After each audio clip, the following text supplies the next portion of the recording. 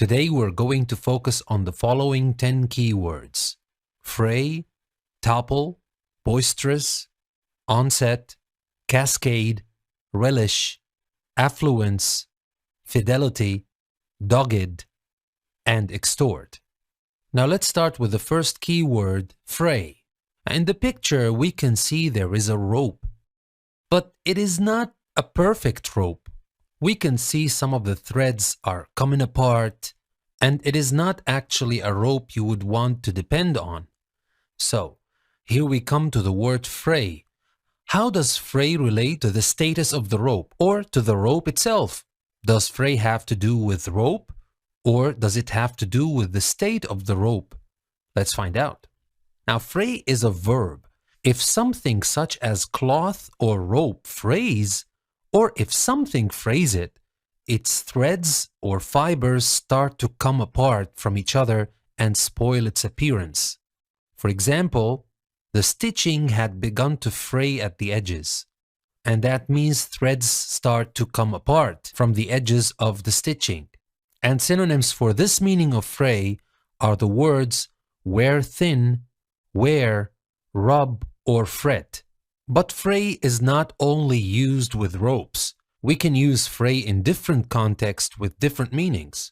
Now, if your nerves or your temper fray, or if something frays them, you become nervous or easily annoyed because of mental strain and anxiety.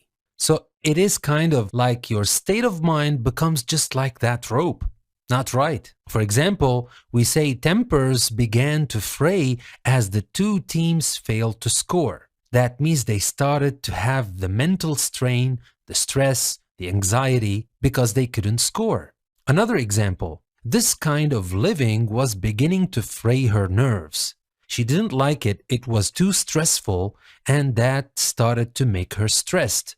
And synonyms for this meaning of fray are the words strain, become tense, become stressed, or become on edge.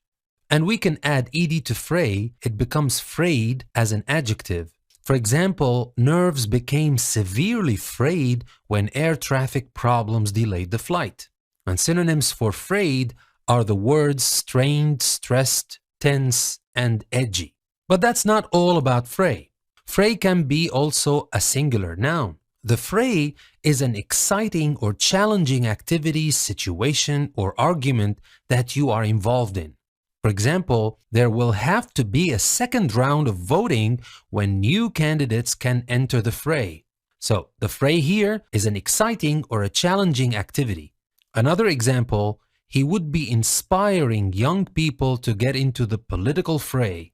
The political fray is a challenging activity, a situation that you want to be. That has to do with politics in this sentence. And synonyms for fray when it comes in this meaning are the words fight, battle, row, and conflict.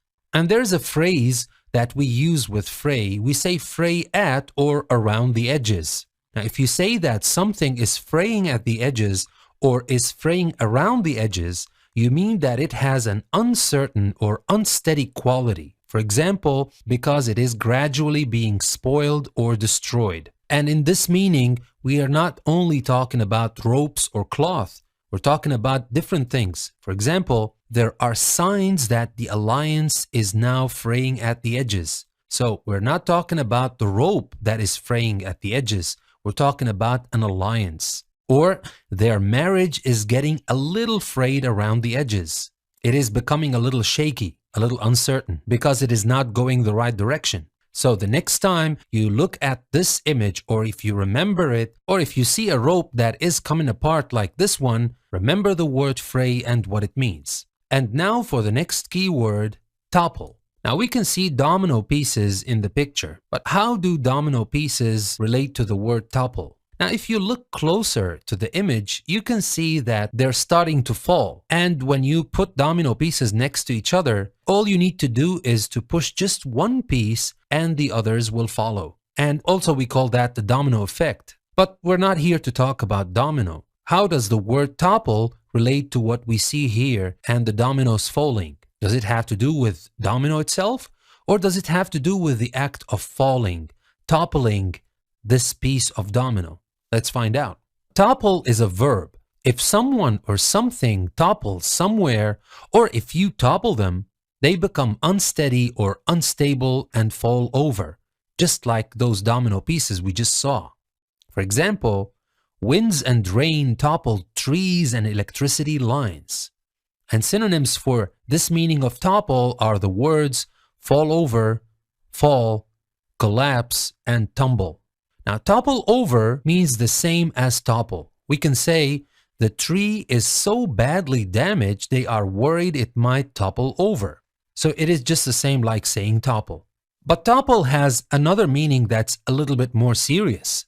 To topple a government or leader, especially one that is not elected by the people, means to cause them to lose power, just like a coup d'etat. But in this case, it's not a coup d'etat because this leader is not usually elected by people. For example, the revolution which toppled the regime. And usually when we talk about the regime, we're not talking about a democratically elected government. We're leaning a little bit more towards dictatorship. But we're not here to talk about politics. What we care about that the revolution toppled the regime. That means it caused the regime to lose power. And synonyms for this meaning of topple are the words overthrow, overturn, bring down, and oust.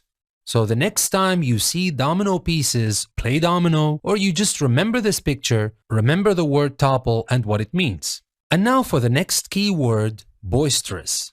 Now in the picture we see a bunch of kids and they're all jumping in the air, they're all very happy. When you look at them, you can see they're full of energy and life. And that's how children are supposed to be. But we're not here to talk about kids or how lively they are. We're here to talk about the word boisterous. How does boisterous relate to the picture we see in front of us? Does it have to do with kids? Does it have to do with the place where these kids are jumping? Or does it have to do with how these kids feel at the moment, lively and full of energy? Let's find out. A boisterous is an adjective, and someone who is boisterous is noisy, lively, and full of energy. For example, most of the children were noisy and boisterous, just like the children we saw in the picture. And synonyms for boisterous are the words unruly, wild, disorderly, and loud. And we can use boisterous as an adverb, boisterously. For example, her friends laughed boisterously too. They laughed noisily with a lot of energy.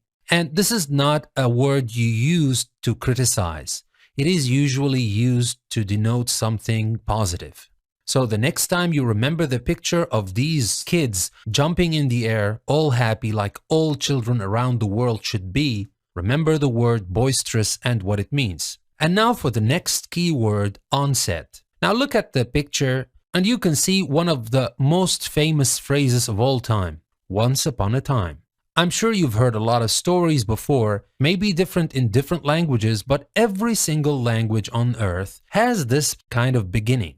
It is said in different ways. In English, it is used like this, once upon a time, to tell a story from the olden time, and it is usually a story about heroes, monsters maybe, but there is moral in the end. Regardless of what the story is about, we use once upon a time when we want to start telling a story. So, going back to our word at hand, we have the word onset. How does that relate to once upon a time?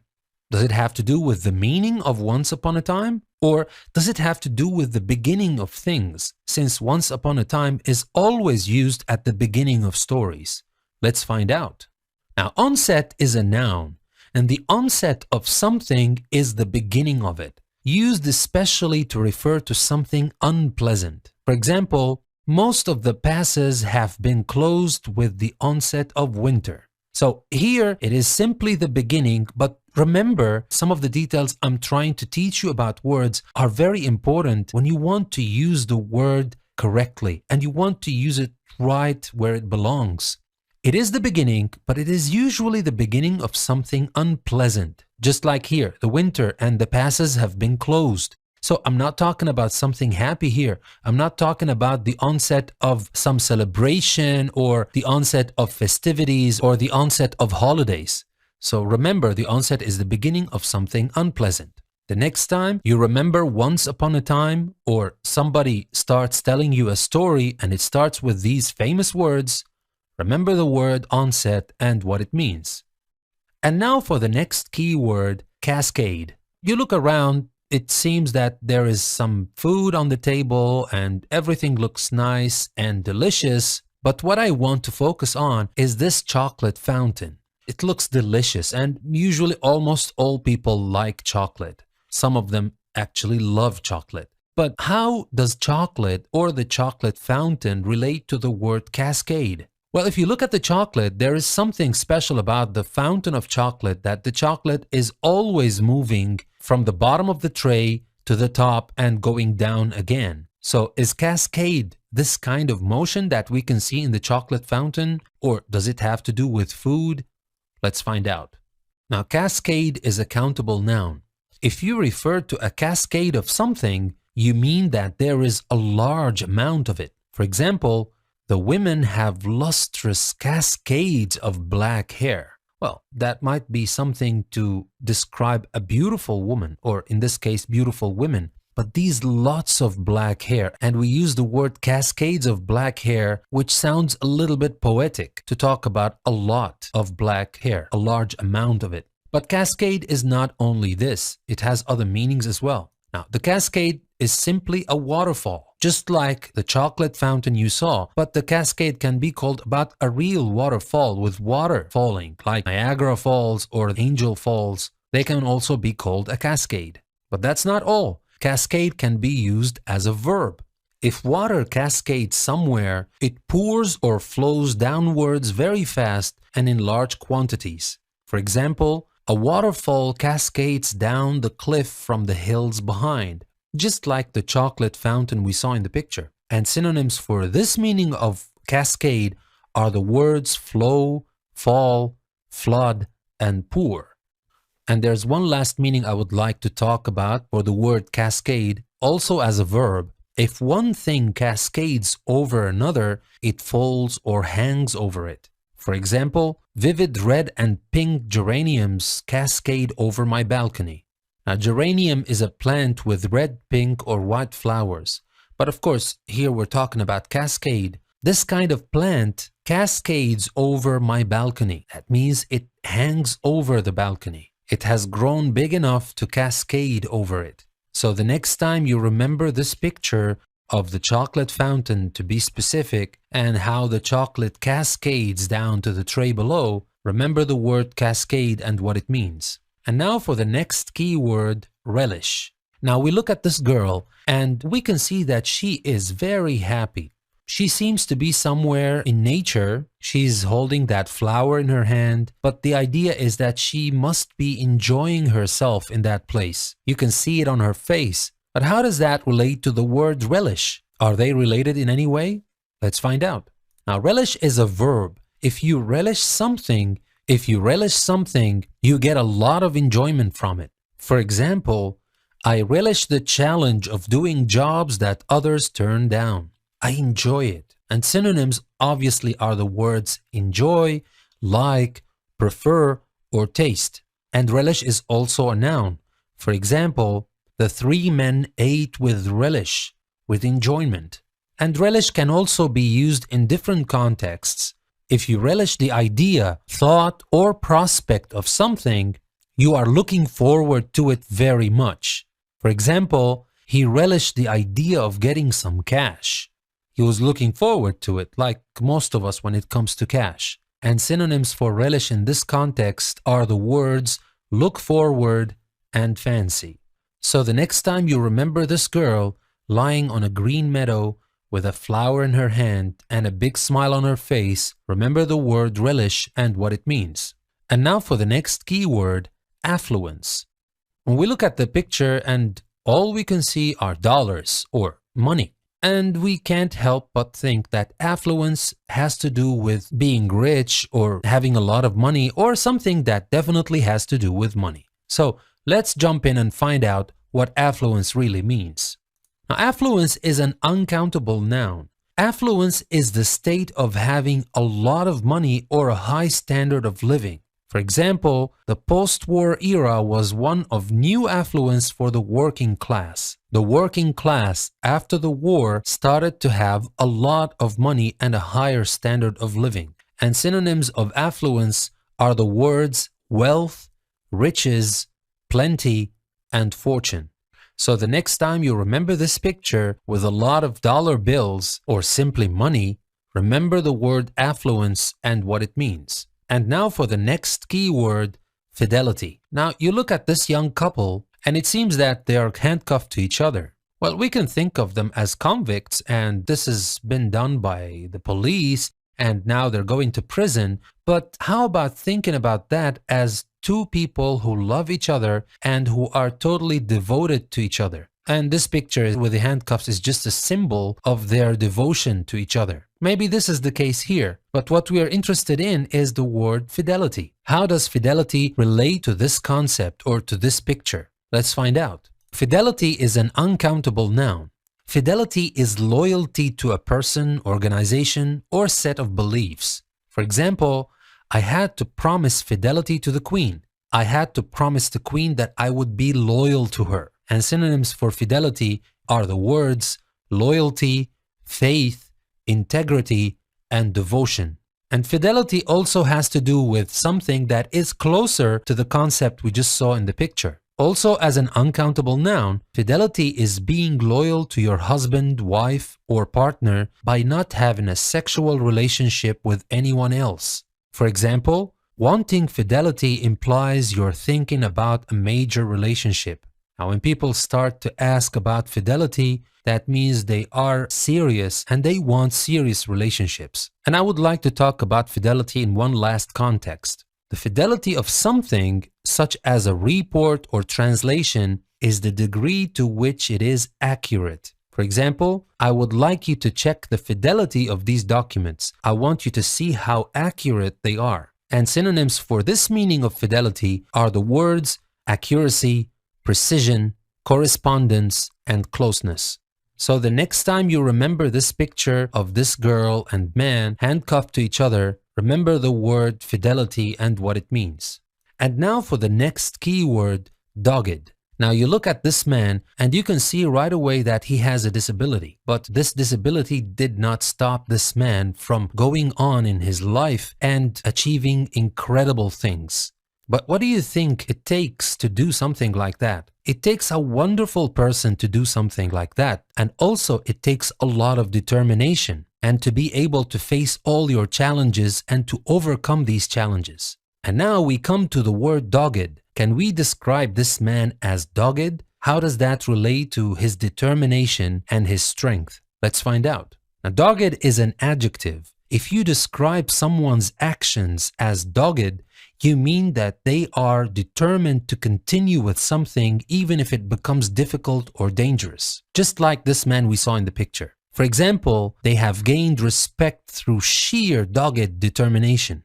And synonyms for dogged are the words determined, steady, persistent, and stubborn. We can use dogged as an adverb by adding ly, doggedly. For example, she would fight doggedly for her rights as the children's mother. And we can use doggedness as an uncountable noun. For example, most of my accomplishments came as the result of sheer doggedness. And synonyms for doggedness are the words determination, resolution, persistence, and tenacity. So the next time you remember this man, remember the word dogged and what it means. And now for the last key word, extort. Now you can see the handcuffs we see in this picture are a little bit different from the ones we saw earlier. It seems to me that something is not right. There's money and there are handcuffs. Maybe we're talking about a possible thief or somebody who's trying to take your money away from you. But how does that relate to the word extort? Let's find out. Extort is a verb. If someone extorts money from you, they get it from you using force, threats, or other unfair or illegal means. So this man is rightly handcuffed because extort is not a good thing or it's not a legal thing. For example, corrupt government officials were extorting money from him. Or we can say, Her kidnapper extorted a £175,000 ransom for her release. And synonyms for extort are the words extract, force, squeeze, and exact. And extort has another meaning in a different context as well. If someone extorts something from you, they get it from you with difficulty or by using unfair means. And here, the different thing is that we can use extort with things other than money. For example, some magistrates have abused their powers of arrest to extort confessions. So the thing here that is taken by force or by unfair means is confessions. So the next time you remember the picture with this man handcuffed, money in his hand, most probably taken by force or by unfair means, remember the word extort and what it means.